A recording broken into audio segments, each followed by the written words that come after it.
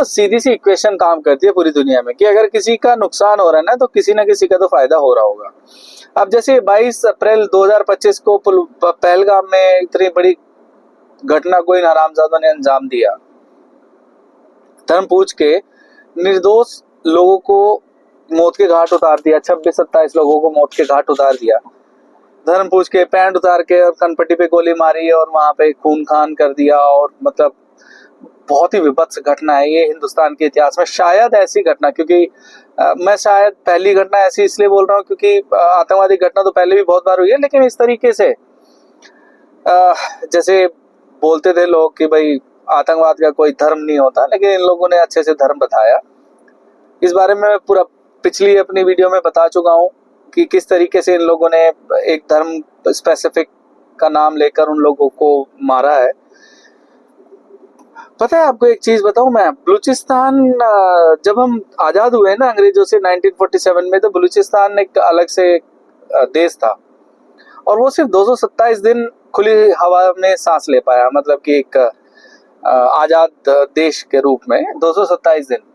1948 में पाकिस्तान ने कब्जा करके उसे अपने में मिला लिया और आज तक उसका शोषण करता है। चाहे खुद किया शोषण, अपनी आर्मी से शोषण कराया और चीन से शोषण कराया। वहां के खनिज और वहां की जो भी संपदा थी, प्राकृतिक संपदा थी, उसने चीन को खुली छूट दे दी थी कि अब आप जो है यहाँ से कुछ भी निकालो, बेचो, हमें तो पैसा चाहिए। ठीक है, पाकिस्तान और बलूचिस्तान के लोगों को उस पैसे में से कोई हिस्सेदारी नहीं थी, कोई फैसिलिटीज नहीं दी गई थी। पाकिस्तान के बाकी का जो बचा हुआ हिस्सा था। अच्छा एक चीज और बताऊं मैं, बहुत बड़ी बात है, 44% पूरे पाकिस्तान का 44% ये बलूचिस्तान बैठता है, आपको बताऊं मैं। बाकी के हिस्से में पूरा जो 56% है उसमें बाकी का पाकिस्तान है।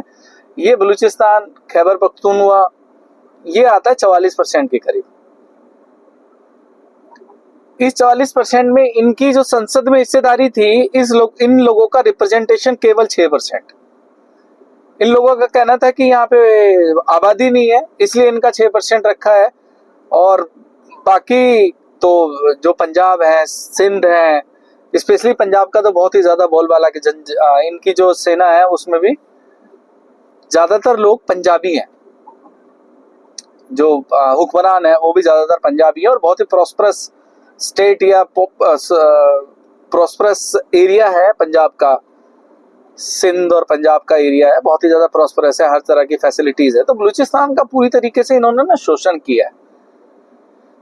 तो अब ये 4 से 5 बार बड़ी जबरदस्त एफर्ट्स किए इन्होंने, और आए दिन न्यूज में बने रहते हैं। BLA बलूचिस्तान लिबरेशन आर्मी के लड़ाके हैं जो पाकिस्तान की नाक में दम कर रखा है, जिन्होंने मतलब हर तरह से, कभी तो वो अभी 2-2.5 महीने पहले सुना था जाफर एक्सप्रेस इन्होंने हाईजैक कर ली थी। बहुत सारे लोग, कहने में तो ये मतलब सुनने में तो ये भी आया है कि जो ताबूत थे, बहुत सारे दूसरे ट्रेन्स में से ताबूत, इतने लोग मार दिए थे बलूचिस्तान आर्मी ने, BLA ने, कि वहां पर ताबूत मतलब लाने के लिए भी इनको अलग से ट्रेन लानी पड़ी, या बड़ा इनको बहुत सारे ताबूत इकट्ठे करने पड़े। इतने सारे लोग मार दिए थे जाफर एक्सप्रेस के। उसमें काफी सारे इसमें इनकी सेना के जवान भी थे, पाकिस्तानी आर्मी के। कुल मिला के इन्होंने बहुत सारे एफर्ट्स किए, लेकिन इस बार ना पहलगाम की जो घटना हुई उसके बाद मुझे कहीं ना कहीं ऐसा लगता है कि जो पिछली बार के 4 से 5 इनके एफर्ट्स थे, पाकिस्तान से अलग होने के, अलग से देश बनाने के, अपने आजाद मुल्क बनाने का, वो अभी तक बेकार रहे। लेकिन इस घटना के बाद इन्हें कहीं ना कहीं ऐसा लग रहा है कि इस बार हिंदुस्तान कुछ बड़ा करेगा, और हिंदुस्तान कुछ बड़ा करेगा तो हमारे लिए चांसेस हैं कि हम भी अपना मुल्क, क्योंकि कई बार जैसे 1971 में बांग्लादेश अलग हुआ पाकिस्तान से, उसमें हमारा कंट्रीब्यूशन बहुत ज्यादा था। पाकिस्तान से जब बांग्लादेश अलग एक राष्ट्र बना, पूर्वी पाकिस्तान था ये बांग्लादेश पहले, तो उसमें हमारी मुक्ति वाहिनी जो हमारी सेना का एक हिस्सा था, उसका बहुत बड़ा रोल था बांग्लादेश को बनवाने में। तो इन्हें इस बार ऐसा कहीं ना कहीं लग रहा है, क्योंकि देखो समझ में तो इन्हें भी आ रहा है कि ऐसा बहुत, मुझे तो लगता है पहली बार ये हो रहा है कि इंडिया के साथ ज्यादातर मुल्क, चाहे वो मुस्लिम हो या गैर मुस्लिम हो, इंडिया को इतना जबरदस्त सपोर्ट आज से पहले कभी भी नहीं मिला टेररिज्म के खिलाफ। अब उसमें मोदी जी की फील्डिंग समझ लो या फिर वर्ल्ड सिनेरियो समझ लो कि टाइमिंग्स बड़ी सेट है, सटीक है। यूएस में प्रेसिडेंट ट्रम्प है, जो अलग ही लेवल का इंसान है, जो अलग ही लेवल की उसकी, अभी उसने चाइना पे टैरिफ लगाए, 90 देशों पे टैरिफ लगा, बहुत सारे 120-130 देशों पे टैरिफ लगाए।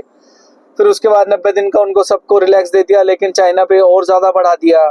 तो अब चाइना सबसे बड़ा हिमायती बनता था पाकिस्तान का, हमेशा उसके साथ सपोर्ट में खड़ा रहता था। जब भी कोई एक्शन लेने की बात करता था इंडिया टेररिज्म के खिलाफ पाकिस्तान पर, हालांकि अभी भी वो सपोर्ट कर रहा है, अपने बहुत सारे एम्यूनिशन, आर्म एम्यूनिशन और जो भी पहुंचाना था उसने पहुंचा दिया है। तो कुल मिला के ऐसा सपोर्ट उन्हें, बीएलए को पता है कि ऐसा सपोर्ट पाकिस्तान, हिंदुस्तान को पाकिस्तान के खिलाफ कभी मिला नहीं है। इस बार कुछ नया है और इंडिया ज्यादा टाइम ले रहा। 22 अप्रैल को ये घटना घटी और उसके बाद आज हम 4 मई में हैं, तो लगभग 12 दिन तो हो गए। इस बार ऐसा लग रहा है कि बीएलए को कि इस बार हमारा देश जो है आजाद देश मुल्क बन सकता है, पाकिस्तान से इस बार हमारे अलग मुल्क बनने के चांसेस बहुत ज्यादा है, इसलिए उन्होंने एफर्ट्स लगाए हुए हैं बहुत ज्यादा, और भी ज्यादा। और हो सकता है कि ये देखो, ये पब्लिक डोमेन में कभी नहीं आएगा कि हमारी एजेंसीज ने, जैसे रॉ है, तो वो कभी खुल के बाहर आके ये नहीं बोलेंगे कि भाई ठीक है हमने बीएलए को बहुत ज्यादा सपोर्ट किया है इस बार पहलगाम की घटना के बाद, और हम मतलब उनके लड़ाक, ठीक है, मतलब जो भी है। अब बीएलए के लड़ाकों के पास पहले से ज्यादा आर्म एम्यूनिशंस हैं, और 22 तारीख के बाद से उन्होंने अपना जो भी उनका मूवमेंट था बहुत ज्यादा तेज कर दिया है, एग्रेसिव कर दिया है। मुझे तो लग रहा है कि इस बार टाइम ज्यादा टाइम इंडियन आर्मी को, इंडियन फोर्सेस को इसीलिए ज्यादा टाइम लग रहा है कि वो डायरेक्ट एक्शन लेने की बजाय कुछ इस तरीके का काम करना चाहते हैं, जिससे बलूचिस्तान को दे दिया जी, चलो ठीक है, आपको हम जो भी आपको जरूरत है लड़ाई करने के लिए, लड़ने के लिए, या पाकिस्तान की गांड फाड़ने के लिए, इस तरह की चीजें हम आपको अवेलेबल कराते हैं। और अब पाकिस्तान हमेशा कहता था कि जो भी बीएलए अगर कोई भी पाकिस्तान के खिलाफ कोई कार्रवाई करती थी तो उसमें बोलते थे कि हिंदुस्तान की रॉ का बहुत बड़ा हाथ है। तो ठीक है, जब पाकिस्तान को लगता ही है कि रॉ का हाथ है, तो इस बार हम खुल के कर देते हैं, बस मानेंगे नहीं, कर देते हैं खुल के, जो भी सप्लाई उनको चाहिए हम कर देते हैं सप्लाई।